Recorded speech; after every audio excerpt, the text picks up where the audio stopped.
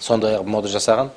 Соны қарап отырсаңыз, осы моданы ойлап тауып шығарып отырғандар Алла сақтасын, әйтеуір қайтсе де мұсылман шешіндіру керек. Баяғыда біреу айтқан, мұсылман әйел орамалын шешсе, басқа киімін өзі-ақ шешеді деген да.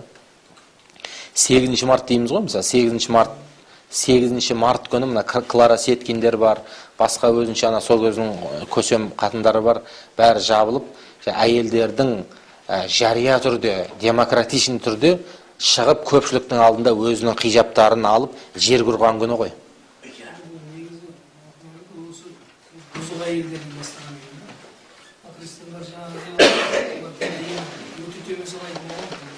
Сондай қылып та сонымен мұсылмандардың білімсіздігін, адамдығын пайдаланды да, кейін шешініңдер, еркектермен теңсіңдер деді. Әйелдердің әдемілігін бәрін құртып, хиджабын. Енді 24-ші жыл екен, Аллах әлем, музейде суреті тұр, Бекболат аға да көріпті. Мынау біздің Омбыда мұсылман әйелдерінің съезі болған екен да. Сол съезде 20 жаспенен өңкей 35 жастың ортасындағы қыз келіншектер 60, 70, 100 шақты суретті, бәрі хиджабпен да. Бәрі хиджабпен. Оралдан барған, Көкшетаудан барған, Алматтан барған деген сияқты түгел хиджабта. 20 мен 35-тің арасындағы қыз келіншектер. Енді солардың бәрін шешіндірді. Енді қарасаңыз, Советтің жарылқағаны еркекпен тең болам деп бишараны құйрығын қажап тракторға отырғызып қойды.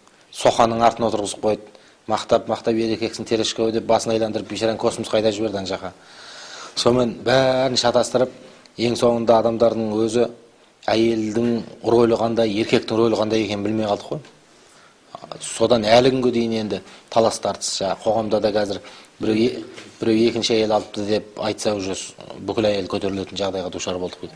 Сонда жаңа модадан шығады енді. Апайларымызға айтам ғой. Шпилька дегенді киесіздер ма деймін ғой. Кидік қой енді, анау киеміз, әлде былай өкшем жарамайды, тамырым шығып кеткен, әйтпесе киерем дейді да. Соны қарасаңыз, сол шпильканың тарихын оқыдық та. Шпилька деген андай несі бар, аяқ киімді негізі Европада өткен ғасырларда, осыдан 200-300 жыл бұрын дарын айтып кетті ғой, бізде канализация деген ұғым болды деп. Канализация деген нәрсенің өзі негізінде мұсылманшылық үшін қажет екен да. Адамдар тазалық керек, баланың дәреті несін уақытында тазалап отыру керек, өздері ғұсыл құйыну керек, намазға тез арада дәрет алу керек деген сияқты. Таң намазы бар, түнгі тахаджуд намаздары бар. Соған дайындалу үшін ғұсыл керек, басқа да жағдай керек. Сондықтан уже үйдің ішінен канализация жасау керек болғанда. Сөйткенде сол қажеттіліктен келіп, үйдің ішінен жаңағы мусор кететін, болмаса су кеп тұратын жағдайды қажеттіліктен ойлап тапқанда мұсылмандар.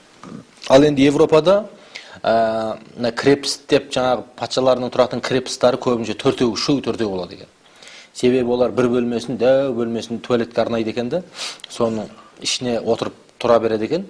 Сосын сол бөлме біраз томпайып толып, сасып, сарайдың ішіне иісі кете бастаған кезде басқа крепосқа көшіп кетеді екен.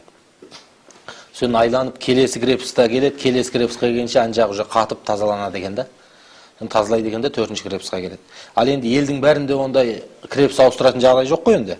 Сондықтан горшок пайдаланады екен европалықтар. Горшокқа отырады екен да, сосын күн батқанша горшок толтырады екен да, күн батқаннан кейін терезеден су дегізеді екен да далаға қарай. Содан көше тас қой, Европаның көшелері. Тас болады екен, ол жерге сіңбейді екен, жағал-жағал болып атады екен. Бәрі. Содан кейін соны енді әйелдердің барлығы жаңа арбамен жүре алмайды, елдің барлығы атпен жүре алмайды. Сосын кейін әйелдерге шпилька ойлап табу керек болған екен да.